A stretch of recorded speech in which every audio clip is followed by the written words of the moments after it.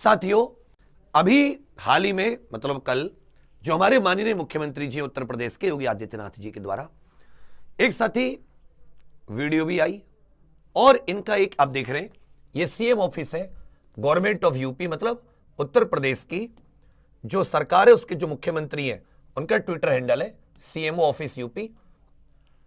इससे एक ट्वीट है, अगले 2 वर्षों में 2 लाख नौजवानों को सरकारी नौकरी देने का लक्ष्य है। यहां पर यूपी सरकार ने रखा है। तो ये बहुत ही मतलब आप इसको हल्की बात मत लेना, ये बहुत बड़ी बात है। अगले 2 साल में नौजवानों को सरकारी नौकरी देने का लक्ष्य कितने हैं? अगले 2 साल में 2 लाख। अब ये मुख्यमंत्री जी ने बात बोल दी, तब सब लोग इसको सेव कर लेना। ये अगले 2 साल की बात है, मतलब वो साथी जो भी अब 2024, 25 और 26, क्योंकि 27 में चुनाव है और अब जानते हैं कि सरकार चुनावों में फंसी हुई है। सरकार को पता है कि अगर ये अच्छे से काम नहीं करेंगे, युवाओं को ऐसे बहकाएंगे तो इनकी सरकार दोबारा नहीं आएगी। ये बात आप मानते? अब इनको पता है कि युवा उत्तर प्रदेश का बेरोजगार है, इतने दिनों से वैकेंसी बहुत कम आई है।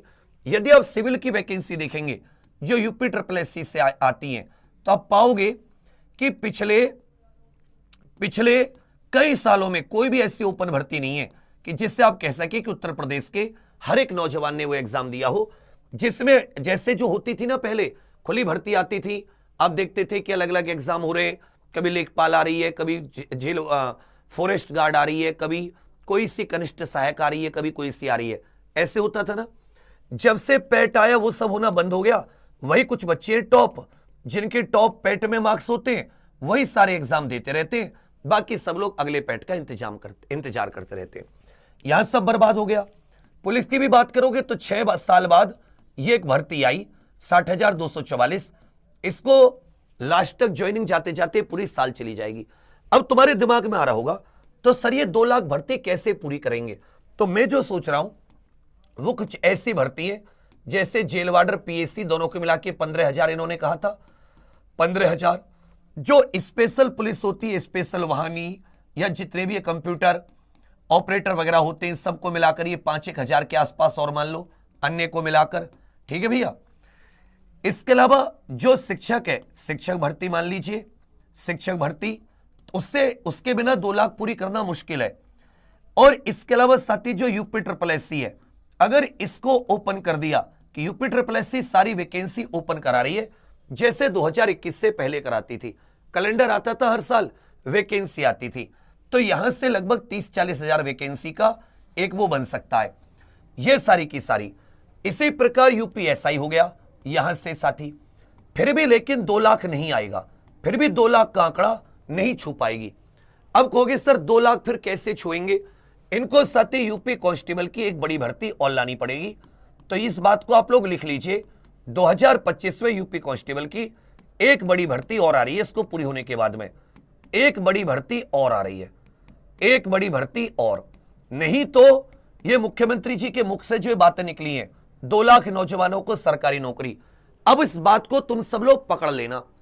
इसमें ये जो 60,000 हैं इनको इंक्लूड मत होने देना कि भाई जिन भर्तियों के विज्ञापन आ चुके हैं उन्हें आप इंक्लूड नहीं करेंगे। मुख्यमंत्री ने बोला तो झूठ तो हम नहीं बोलने देंगे, समझे मेरी बात? अब हमें पकड़ लेनी है बात कि मुख्यमंत्री जी ने 2 लाख सरकारी नौकरी की बात कही है, तो मुख्यमंत्री जी इसको 15 लाख के जैसा नहीं कहेंगे कि सबके खाते में 15 लाख आएगा। हम इसे जुमला नहीं बनने देंगे, हम इसे वास्तविकता में लेकर रहेंगे। इस बात पे तुम एग्री हो, नहीं एग्री हो, यस या नो करके बताओ।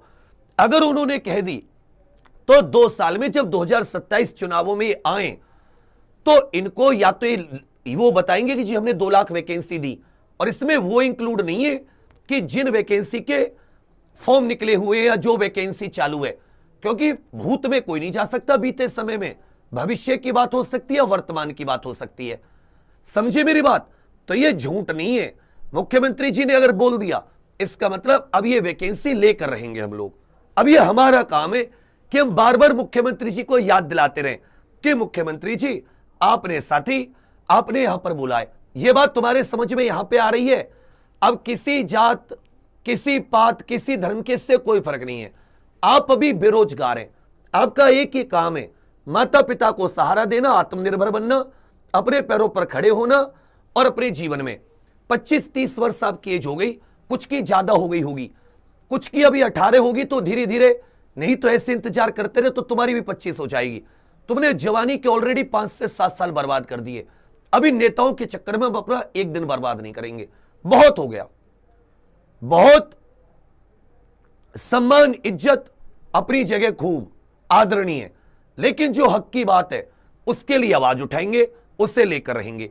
इस चीज में आप सभी लोग साथ हो, इस चीज में आप सभी लोग साथ हो।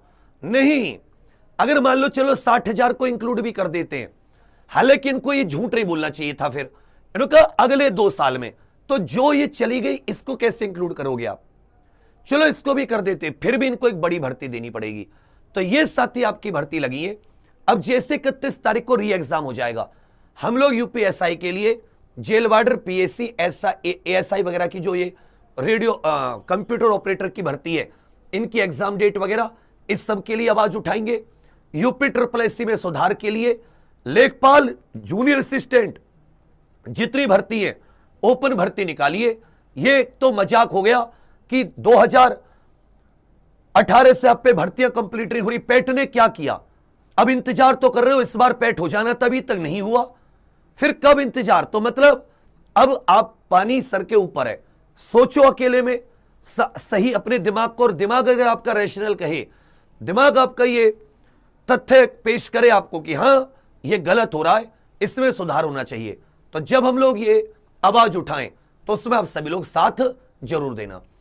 और ये सारी की सारी भर्तियां, इसके अलावा आप सभी जानते हैं एसएससी जीडी, यूपीएसआई का पैटर्न कैसा होगा, नए पैटर्न पर होगी, प्री मेंस पर या पुराना, ये सब हम भर्ती बोर्ड से 31 तारीख के बाद में 1 सितंबर से सवाल करने शुरू कर देंगे। तो मुझे उम्मीद है कि तुम अपने हक के लिए सवाल जरूर पूछोगे सरकार से। बोलो ये तुम पूछोगे नहीं पूछोगे? यस या नो करके दे दो, हक की आवाज उठाओगे, क्योंकि फिर हम अकेले पड़ जाते हैं, फिर लगता है जैसे हमारा ही सब कुछ है, जबकि उठाते तो आप ही के लिए, क्योंकि उठाते तो आप ही के लिए ना बच्चा, अल्टीमेट फायदा तो आप ही को होगा ना। तो आप सभी लोगों से निवेदन है।